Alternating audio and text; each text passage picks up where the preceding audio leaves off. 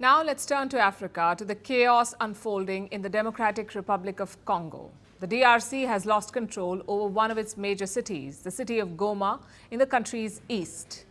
A militant faction known as M23 entered Goma on Sunday night. They've been fighting for control of the city, and by the looks of it, they have succeeded. The M23 offensive has been quick and brutal. At least 100 people have been killed, over 1,000 are injured. Hospitals in the region. I saw it coming because I did not see who was taking charge of the process, who was listening, who was trying to provide any kind of guidance as to what we should be doing from one thing or one day to another. And by this, I want to also ask, as the East African community, what did we want from the beginning, or what did we do about that? What are we doing now?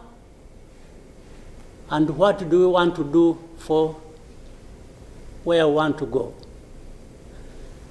Because exactly like President Sami has mentioned, if it is talking about problems and defining them, and I think we have been very eloquent. We have talked about all kinds of things.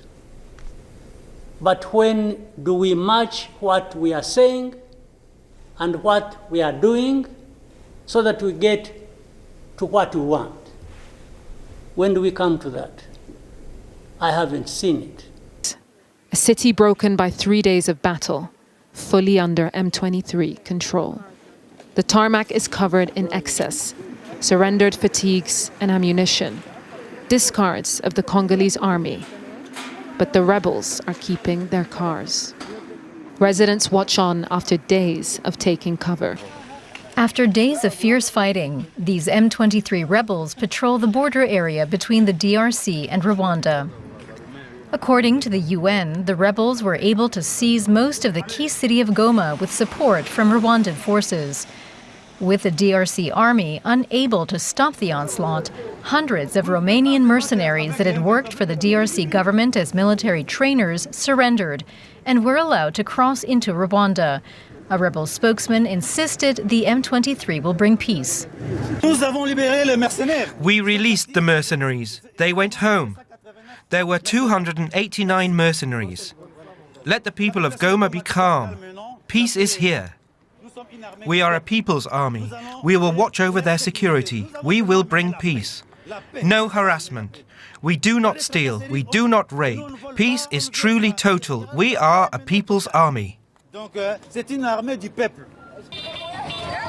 But many civilians are fearful of a potential occupation by rebel forces.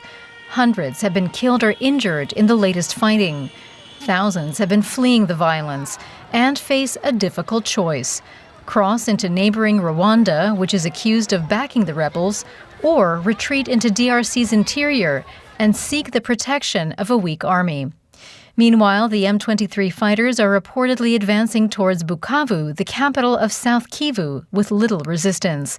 This push follows their capture of Goma and apparently aims to expand their control over eastern Congo, including key mineral-rich areas of North Kivu. The violence has heightened an already dire humanitarian crisis in the region. The UN says civilians face critical food and water shortages, and 500,000 have been forced to flee their homes this month alone. Goma, who's on a UN sanctions list for undermining peace, demanding of a Romanian mercenary why he was here. We're fighting for the future of our children, he says. Sit down.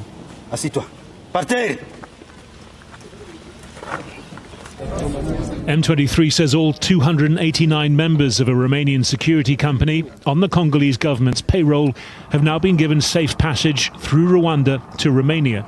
A window on the level of control the rebels now have and on the chaotic nature of a conflict encompassing regular armies, proxy militias, regional forces, UN peacekeepers, and these paid foreign fighters.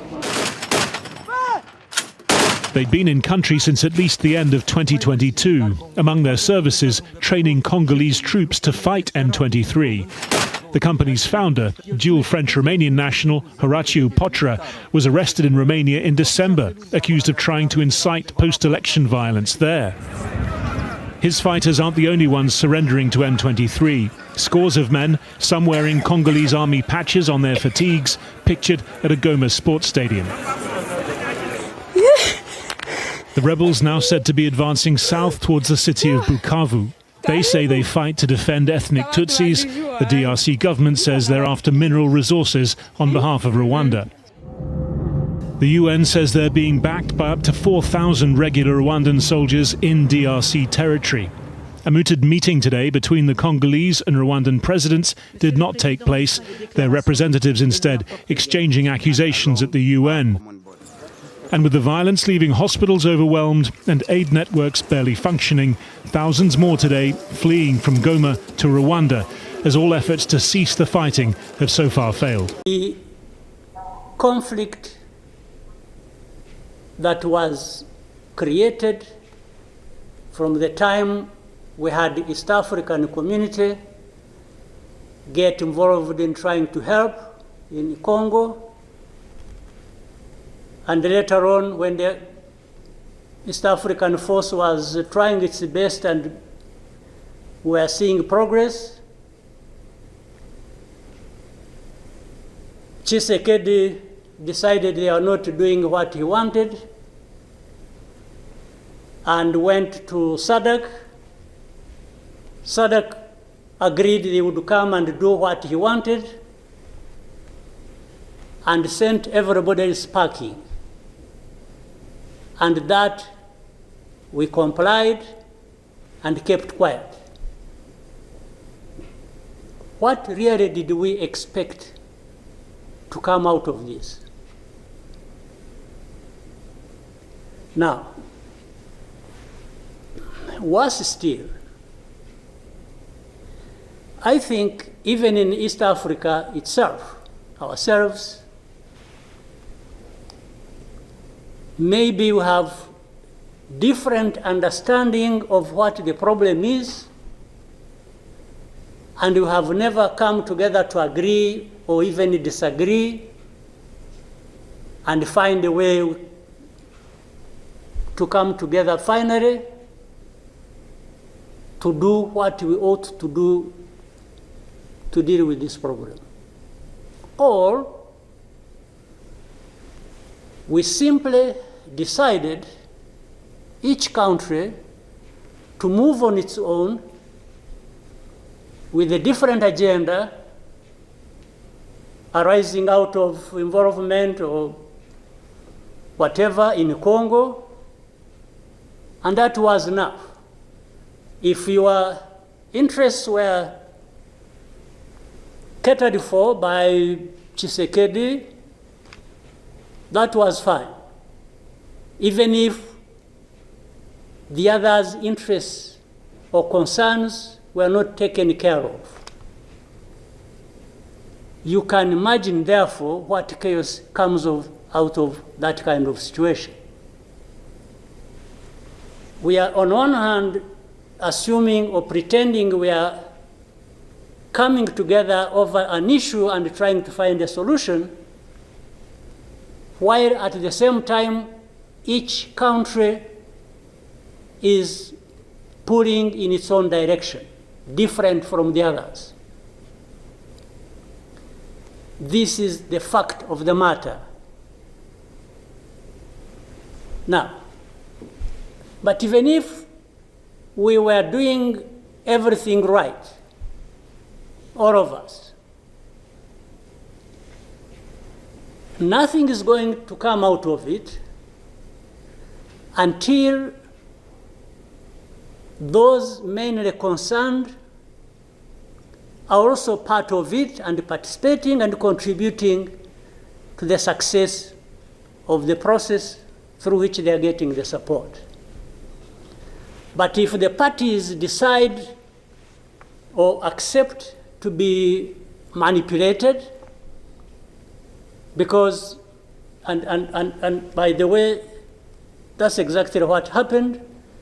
And I think in Congo, there are experts for doing that. They would go to one party and promise them something, and then they would decide to keep quiet about what is obviously going to result into problems like we are seeing now.